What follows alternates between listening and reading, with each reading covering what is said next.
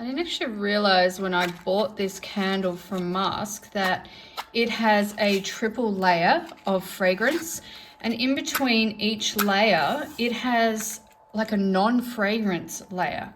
So you burn through the first layer, which is black raspberry and vanilla, and then there's, even though you can't see it on here, there's a layer that is not scented.